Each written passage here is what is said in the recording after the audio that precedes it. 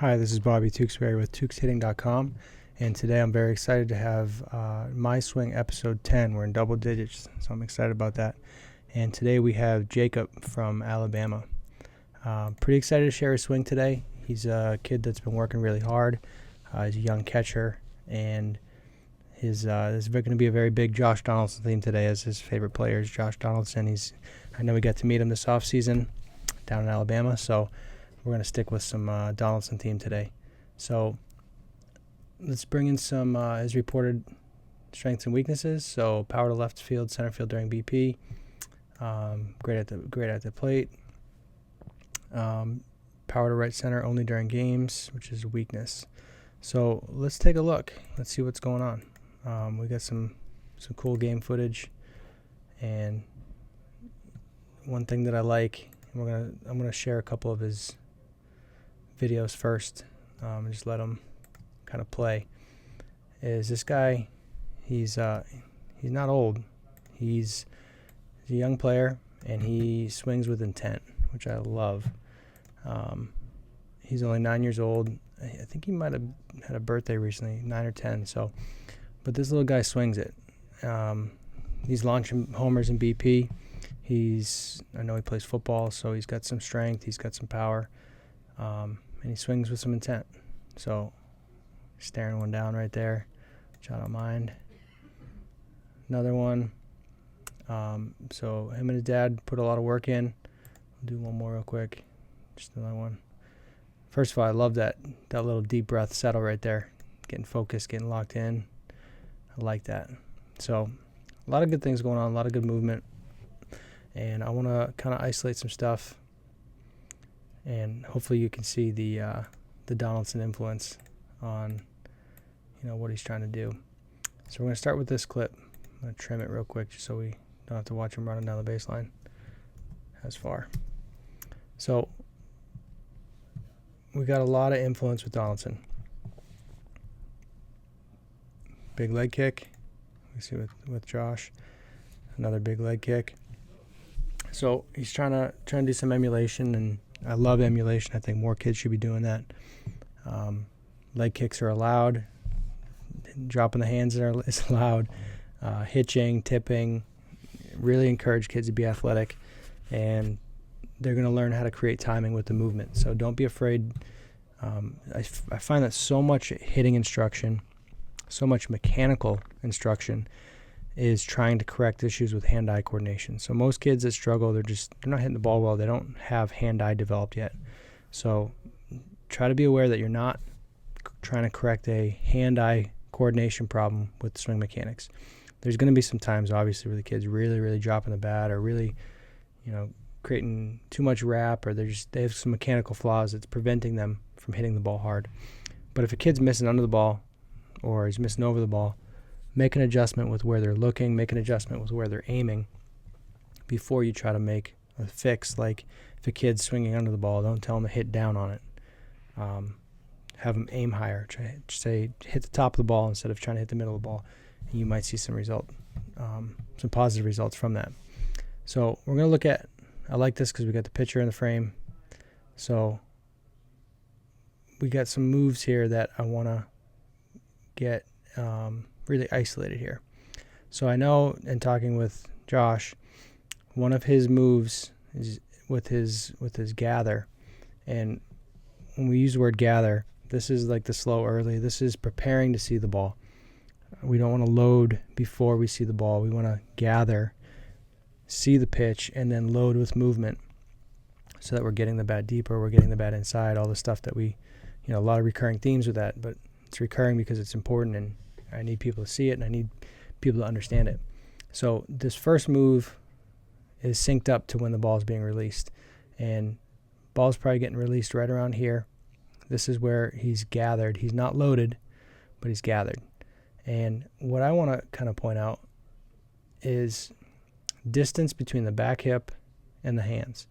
So as his back hip is moving away, his hands are staying kind of out. They're not working back.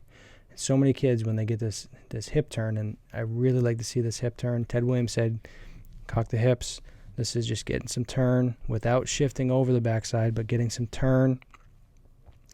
Josh says the back butt cheek towards the pitcher.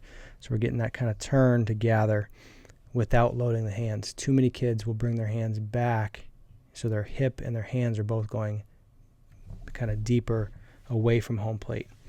So Jacob, with you starting in a closed stance, so your hips are kind of preset closed, and that's okay. Looks like Josh got a little bit of that going on this one too. That's fine. I would like to see a little bit more turn here and a little bit more space change between the hands and the hip.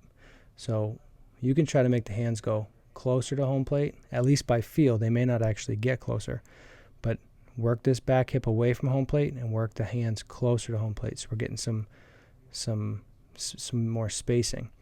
So what ends up happening with you is when the pitcher is releasing the ball, hands haven't gone down the way that Josh's do. So your hands are still up, kind of, we'll say top of the shoulder, and Josh's have come down more kind of rib cage height, maybe armpit. And that lifting and barrel working back, and I know Josh talks about the scap and this back arm move, but getting this bat to work back as the body's getting open, that's the move that I really like to see. That's creating tons of lag. It's creating huge timing benefits, huge directional elements that are going to allow you to drive the ball to all fields. So with your move here, when the hands aren't coming down, the hands kind of get back, and then they end up really high. So imagine if you got your hands further down. We'll use this fence as a checkpoint. So if your hands got down to this fence, and now your hands were coming back up, I think your hands would come up to your shoulder height versus kind of top of the head height. And then your back kind of flattens out a little bit.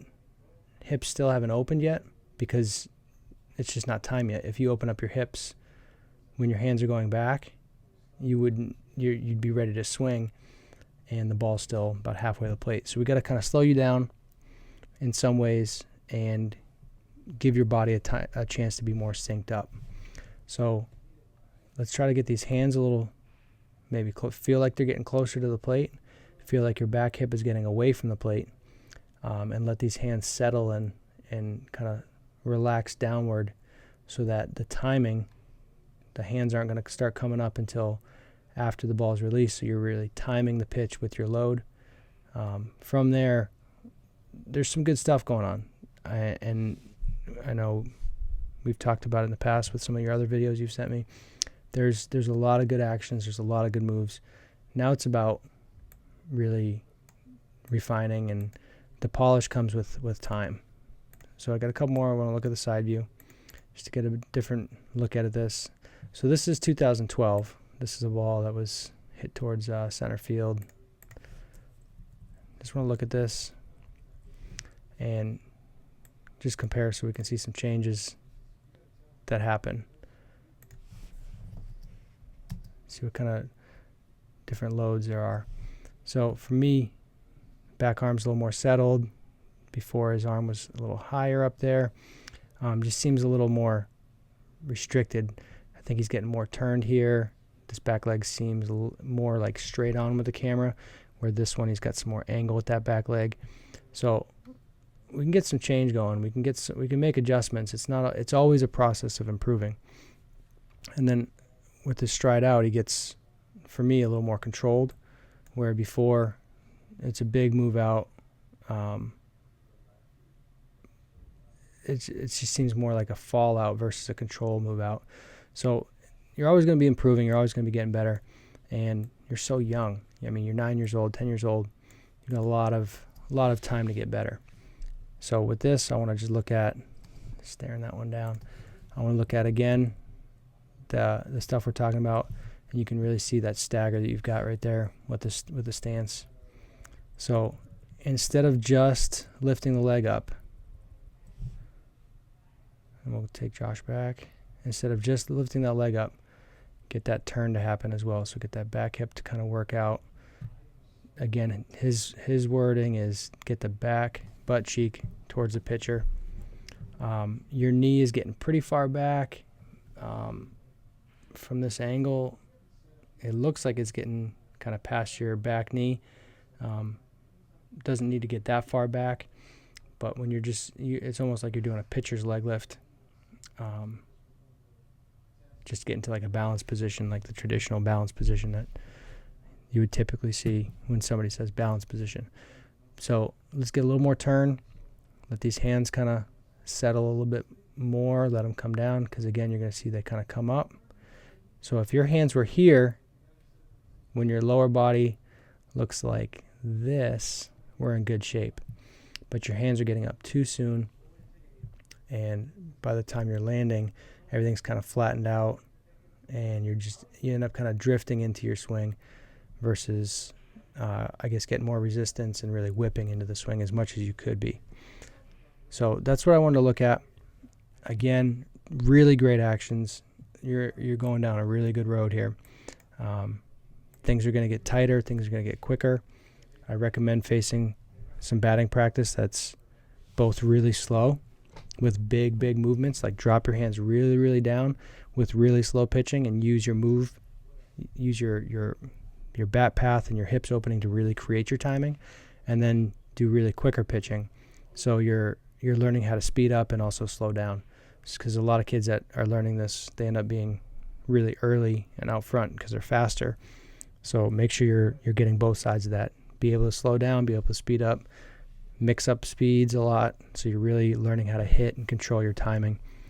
One thing I always like to say is allow the ball to get out of the pitcher's hand. Don't be prepared to swing. Create the movement that's going to allow you to swing, but don't commit to the swing. Don't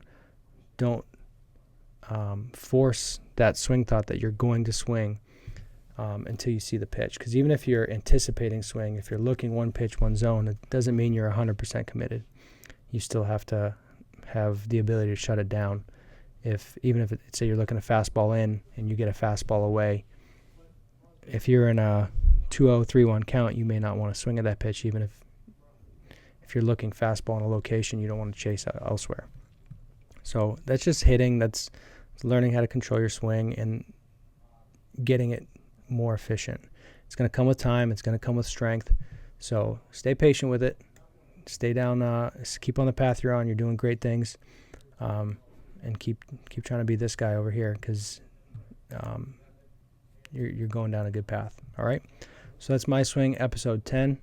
Thanks again, Jacob, for sending your video in. Hope this is helpful. Just to recap, get that back hip going back, get the hands out a little away from you towards the plate, and see if you can get some better timing with your movements.